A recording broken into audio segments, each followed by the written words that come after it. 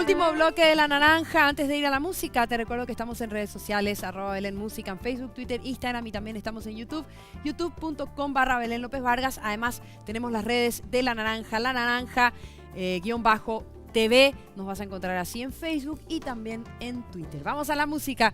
Orlando Ebert y su Requinto del Alma. Nos despedimos con una pieza más. Muchísimas gracias por haber estado con nosotros, mostrándonos esto nuevo, una nueva propuesta. Sí, así mismo, compañeros nuevos haciendo música y metiendo un poco lo que es el canto. Gracias, Belén, una vez más. No sé cómo te voy a agradecer este espacio. Favor. Y nada, nos vamos con el Tren Lechero. El Tren Lechero, entonces, con Orlando Ebert y el Requinto del Alma. También aprovecho para despedirme de ustedes. Gracias por habernos acompañado. Siempre estamos los martes a las 23 horas aquí en mi casa televisiva Red Guaraní y también en esta casa que es la Casa de los Artistas. Nos vemos la próxima semana. Nos despedimos con música.